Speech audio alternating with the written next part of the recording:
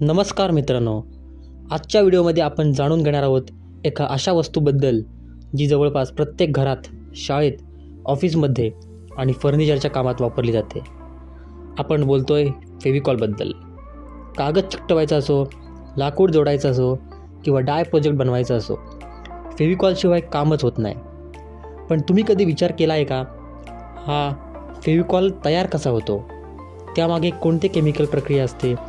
फॅक्टरीमध्ये कोणत्या मशीन वापरल्या जातात आणि एवढा मजबूत गोंद बनतो तरी कसा? तर चला आज आपण फेविकॉलच्या संपूर्ण उत्पादन प्रक्रियेचा प्रवास पाहूया.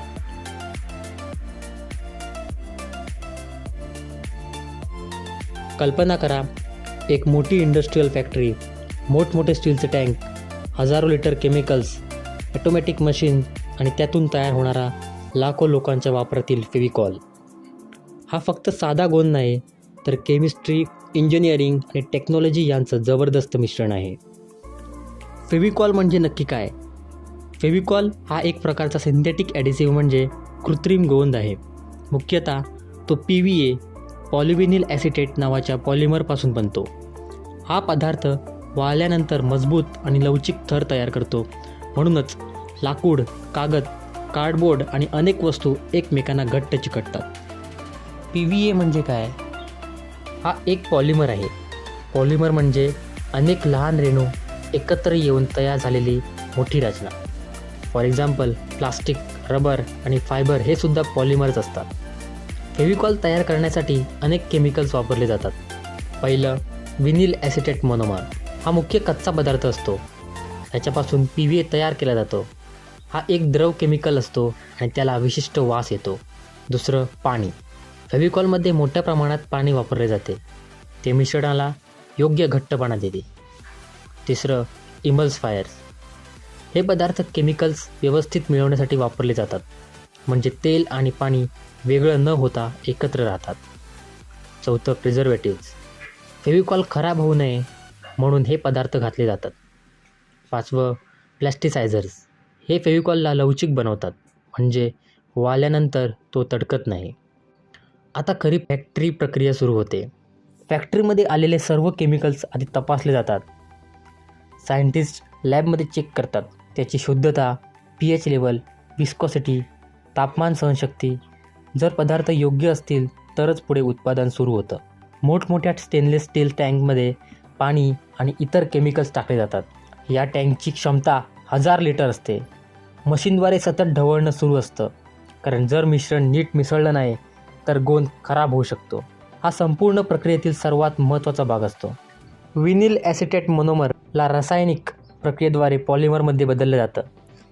या प्रोसेसला पॉलिमरायझेशन म्हणतात. या रिॲक्शनमध्ये तापमान नियंत्रित ठेवलं जातं, प्रेशर नियंत्रित केलं जातं, विशेष कॅटलिस्ट वापरले जातात.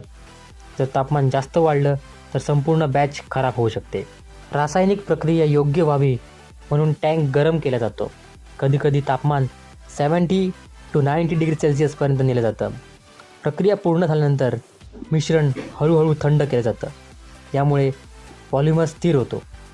आता तयार झालेल्या मिश्रणाची थिकनेस टेस्ट केली जाते. जर फेविकॉल खूप पातळ असेल तर तो नीट चिकटणार नाही आणि खूप घट्ट असेल तर वापरणं कठीण जाईल. म्हणून विस्कॉसिटी मशीनने मोजली जाते. फेविकॉल मार्केटमध्ये जाण्याआधी अनेक टेस्टमधून जातो. पहिली, स्ट्रेन टेस्ट. 2 लाकडाचे तुकडे चिकटवले जातात आणि त्यावर वजन ठेवले जाते. जर जोड तुटला नाही तर गुणवत्ता योग्य मानली जाते. दुसरी, वॉटर रेझिस्टंट टेस्ट. काही प्रकारचे फेविकॉल पाण्याला प्रतिकार करतात, म्हणून त्यांना पाण्यात ठेवून चाचणी केली जाते. तिसरी, ड्रायिंग टाईम टेस्ट. फेविकॉल किती वेळात वाळतो हे तपासलं जातं. चौथी, टेम्परेचर टेस्ट. खूप गरम किंवा थंड वातावरणात तो कसा वागतो हे पाहिलं जातं. आता तयार फेविकॉल बॉटलमध्ये भरला जातो. मोठ्या ऑटोमॅटिक मशीन्स वापरले जातात. या मशीन बॉटल्स भरतात, कॅप लावतात, लेबल चिकटवतात आणि पॅकिंग करतात. प्रत्येक मिनिटाला शेकडो बॉटल्स तयार होतात. यानंतर बॉटल्स बॉक्समध्ये भरल्या जातात. वेगवेगळे आकार असतात. छोट्या ट्यूब्स, मीडियम बॉटल्स, मोठे डबे, इंडस्ट्रीयल पॅक्स. नंतर हे बॉक्स ट्रकद्वारे देशभर पाठवले जातात. फेविकॉल वाळल्यानंतर त्यातील पाणी हळूहळू बाष्पीभवन होतं, म्हणजेच इव्हॅपोरेशन होतं. मग उरतो मजबूत PVA पॉलिमरचा थर. हा थर 2 पृष्ठभागांना घट्ट पकडतो. विशेषतः लाकडाच्या छोट्या छिद्रांमध्ये तो शिरतो आणि मजबूत बंध तयार करतो. फेविकॉलचे अनेक प्रकार असतात. फेविकॉल MR शाळा आणि घरासाठी यूज होतो. फेविकॉल SH फर्निचर आणि लाकडासाठी यूज होतो. वॉटरप्रूफ ॲडेसिव्ह पाण्यापासून संरक्षणासाठी. इंडस्ट्रियल ॲडेसिव्स मोठ्या कारखान्यांसाठी. फॅक्टरीमध्ये सेफ्टी मेजर्स खूप महत्त्वाचे असतात. त्यासाठी gloves, safety glasses, mask, chemical suits हे यूज केलं जातं. मॉडर्न फॅक्टरीमध्ये पोल्युशन कमी करण्यासाठी विशेष व्यवस्था असते. Waste water treatment, air filters, recycling systems यामुळे एन्व्हायरमेंटवर कमी परिणाम होतो. तर मित्रांनो, आज आपण पाहिलं की फेविकॉल तयार करणं ही फक्त साधी प्रक्रिया नाही, त्यामागे आहे ॲडव्हान्स्ड केमिस्ट्री, मोठमोठ्या मशीन्स, क्वालिटी टेस्टिंग, ऑटोमेशन आणि हजारो लोकांची मेहनत. एका छोट्या बॉटलमागे किती मोठी इंडस्ट्री काम करते हे आता तुम्हाला समजलं असेल.